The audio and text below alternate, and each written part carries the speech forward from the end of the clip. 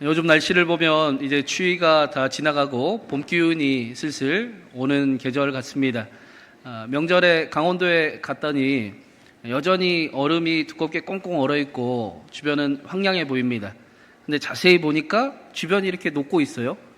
아마도 밑에 아래는 이미 다 녹아 있을 겁니다.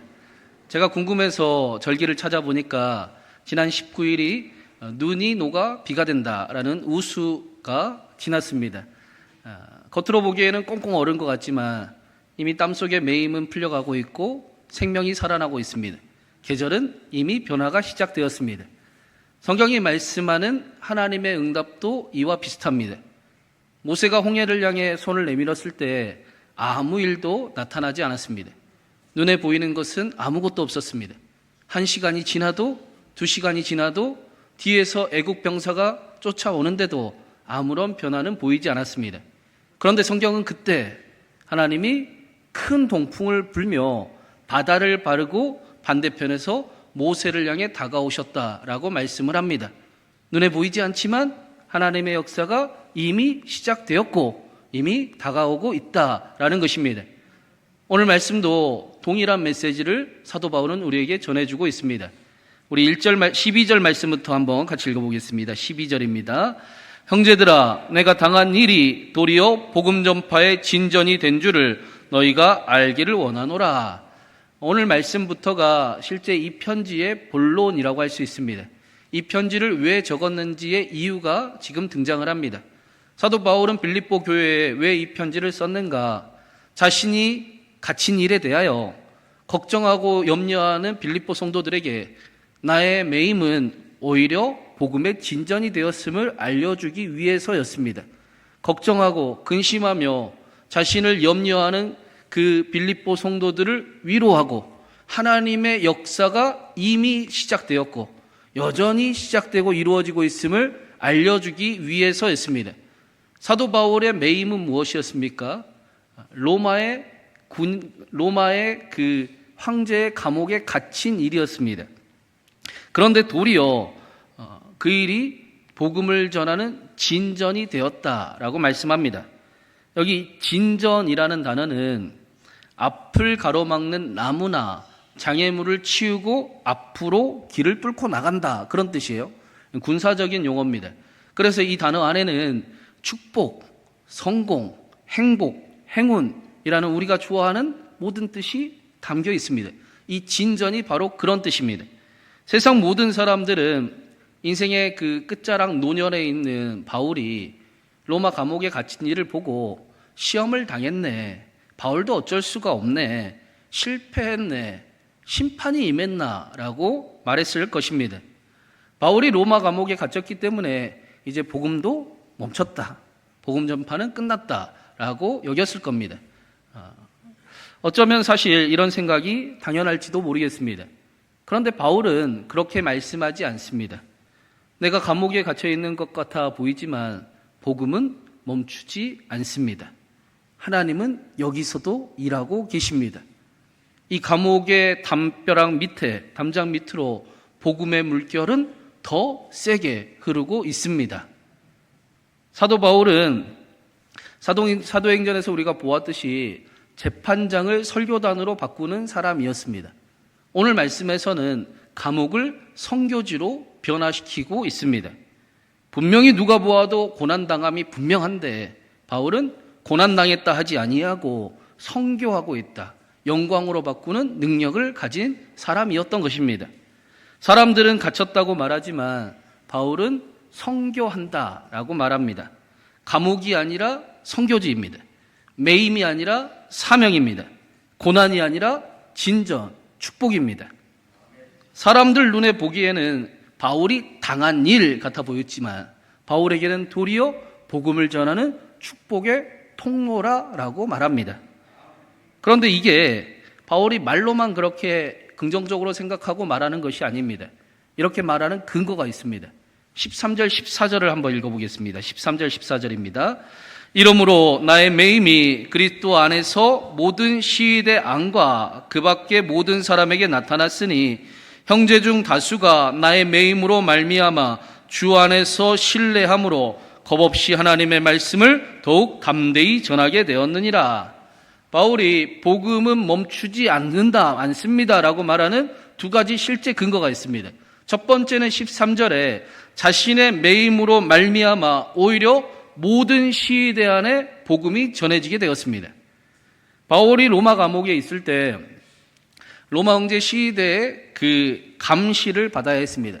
그래서 반드시 한 사람 누군가하고는 반드시 쇠사슬에 착고에 채워 함께 있어야 했습니다. 당시 시위대 병사가 9,000명이었다고 합니다. 이들이 차례로 돌아가면서 바울과 쇠사슬을 함께 차고 함께 시간을 보내야 했습니다. 바울이 전하는 복음을 들어야 했습니다. 바울이 복음을 살아내는 모습도 봐야 했습니다. 그들이 복음이 믿기 시작을 했습니다.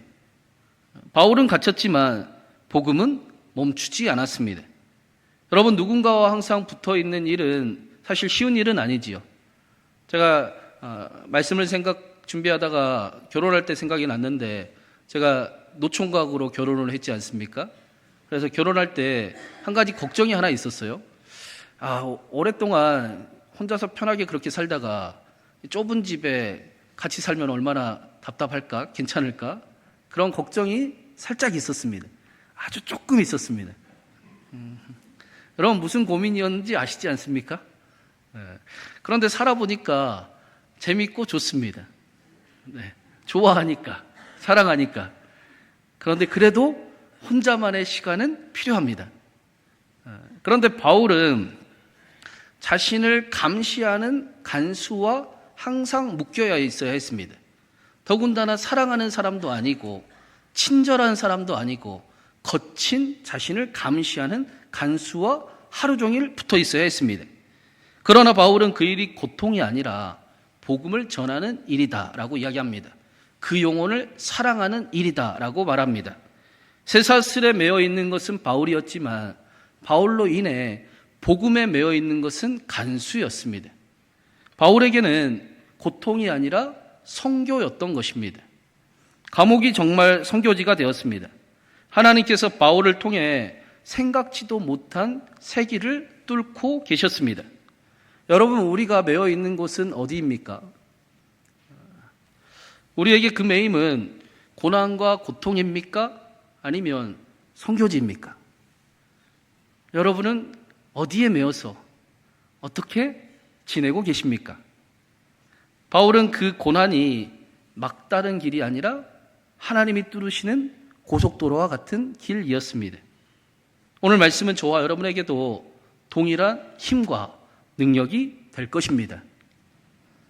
두 번째, 바울이 자신 있게 복음은 멈추지 않는다라고 말하는 이유는 14절에 보니까 형제 중 다수가 나의 매임으로 말미암아 주 안에서 신뢰함을 얻어 겁없이 하나님의 말씀을 담대히 전하기 시작했기 때문입니다. 바울이 갇히자 많은 사람들이 일어나기 시작했습니다. 교회의 리더가 어려움을 당하자 교회가 다시 더 담대해지고 하나가 되기 시작을 했습니다. 우리는 이런 모습이 어떤 모습인지 누구보다 잘 아는 민족입니다. 여러분, 세계에서 함부로 건들면 안 되는 나라가 있는데 그 나라가 어딘지 아십니까? 우리나라라고 합니다. 평상시에는 우리끼리 싸우고 경쟁하고 막 그렇게 지내다가도 문제가 생기면 무섭게 하나가 되는 나라가 바로 우리나라입니다. 특별히 1998년 IMF 때를 세계는 예로 깜짝 놀면서 듭니다. 저들은 우리의 예상을 뛰어넘으며 함부로 건드려서는 안 되는 하나됨의 나라다라고 이야기합니다. 지금 비슷한 일이 초대교회에 나타나고 있는 겁니다. 바울이 자유로웠다면 어쩌면 초대교회는 바울을 더 의지했거나 사람을 의지했을지도 모르겠습니다. 그런데 바울이 감옥에 갇히자 교회가 하나님을 더 바라보기 시작을 했습니다. 성도의 믿음이 세워지기 시작을 했습니다. 바울의 매임으로 많은 사람이 주 안에서 신뢰함을 얻어 담대하게 겁없이 하나님의 말씀을 전하기 시작했습니다. 설교 준비하는데 눈에 확 들어오는 단어가 있습니다. 바울이 갇혔는데 다수가 주 안에서 신뢰함을 얻었습니다. 주 안에서가 중요합니다. 바울이 어려움 당한 일을 보고 성도들이 하나님이 이번에는 어떻게 하실까? 주 안에서 주님을 더욱 기대하는 마음을 얻었다라는 것입니다. 바울이 강해서가 아니라, 바울이 대단해서가 아니라 바울이 붙들고 있는 그 주님을 성도들이 보았다라는 것입니다. 이들은 이제까지 하나님께서 바울을 어떻게 이끄셨는지를 아는 사람들이었습니다. 그래서 지금 바울이 감옥에 갇히고 노년에 초라한 모습을 가지고 있는 것 같아 보이지만 하나님이 그 일을 어떻게 바꾸실지 기대하는, 고난으로만 끝나지 않는 그 일을 알고 있었습니다. 주님이 이번에는 또 어떻게 하실까? 감옥을 선교지로 바꾸시네?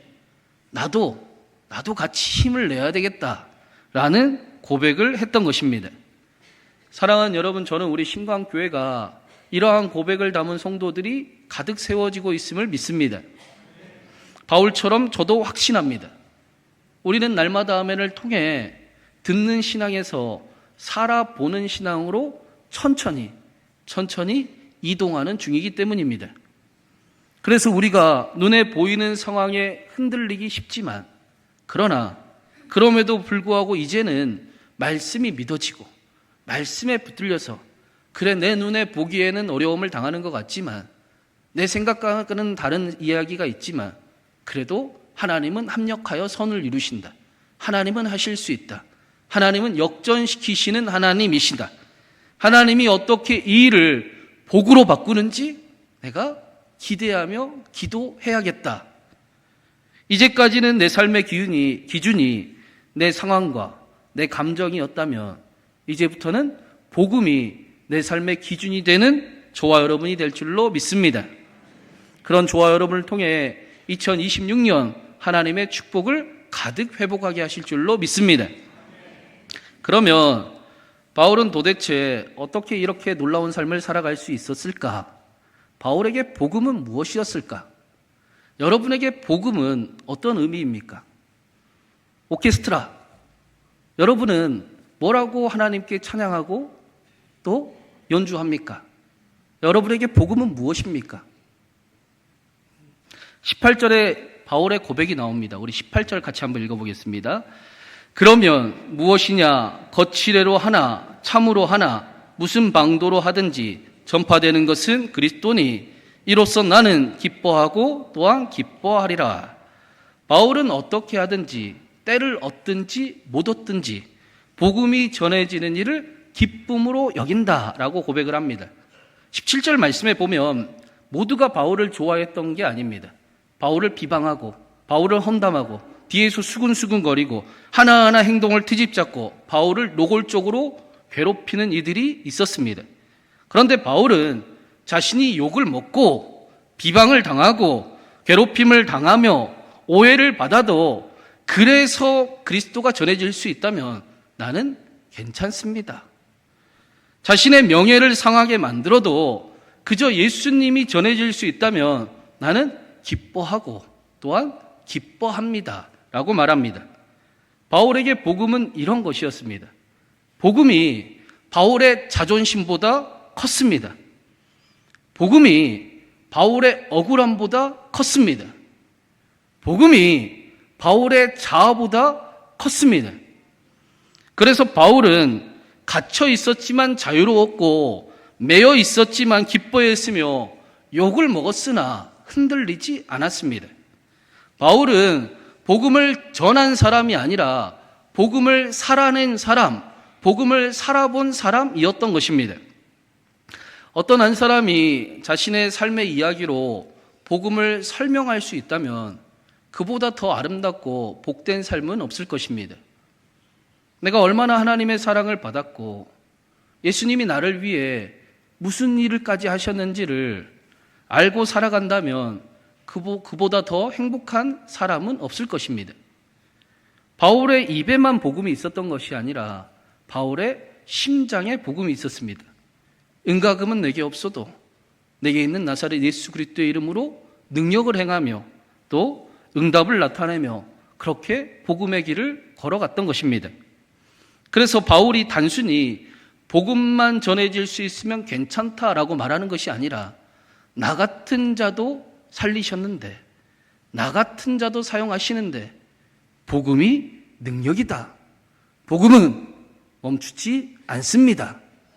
그렇게 말씀하는 것입니다. 마지막으로 최근에 한 방송에서 화제가 된 신부님 이야기를 하나 해드리려고 합니다. 이 신부님이 어릴 때 꿈이 의사가 되는 것이 꿈이었습니다. 그런데 아버지가 공무원이셨는데 누명을 쓰고 어릴 때 아버지가 감옥에 갇히시게 됐습니다.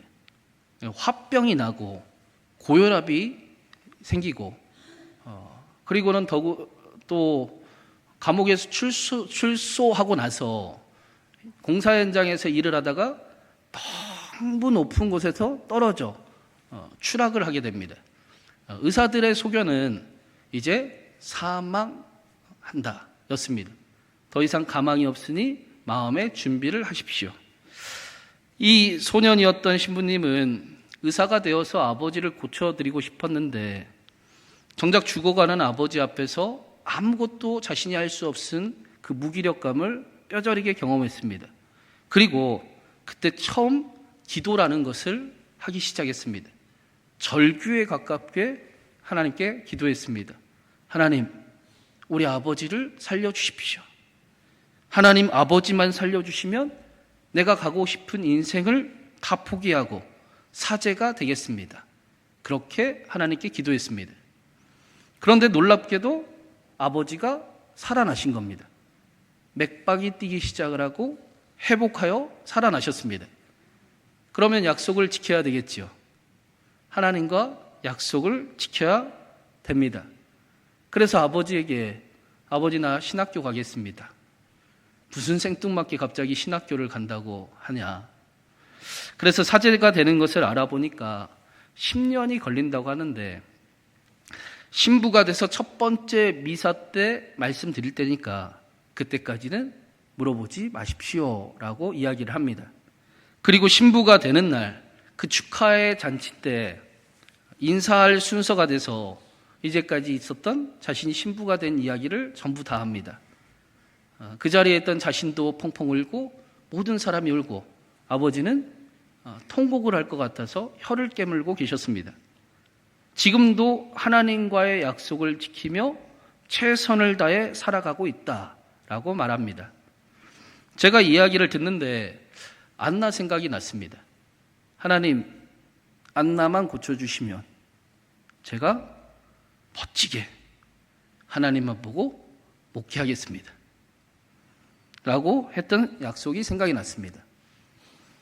하나님만 믿고 하나님만 보고 멋지게 목회해야 되겠습니다. 약속 지켜야겠습니다. 사랑하는 여러분, 우리 모두 하나님과 수많은 약속들이 있습니다. 우리 한번 다시 살아보지 않겠습니까? 다시 그 약속, 그 길, 안전한 길, 평안이 있는 길 함께 걸어가 보지 않으시겠습니까? 바울은 나이가 많고 감옥에 갇혀 있었고 매여 있었습니다. 그러나 복음은 멈추지 않습니다. 그래서 그 모든 것이 아무런 이유가 되지 않았습니다. 오히려 하나님은 바울의 매임이 선교가 되게 하시고 복음의 능력이 되게 하시며 축복이 되게 하셨습니다. 특별히 사순절 더 말씀을 붙들고 말씀 위에 세워지는 말씀으로 살아보는 저와 여러분 되기를 간절히 바랍니다. 복음이 멈추지 아니하기에 우리의 아픔도 우리의 슬픔도 우리의 눈물도 감옥 같은 현실도 뛰어넘는 복음의 능력을 경험하게 되기를 간절히 바랍니다. 사랑하는 여러분이 주 안에서 겁없음과 담대함을 얻어 매임도 선교로 바꾸는 놀라운 축복으로 바꾸는 놀라운 은혜의 삶을 살아가기를 되기를 주님의 이름으로 축원합니다.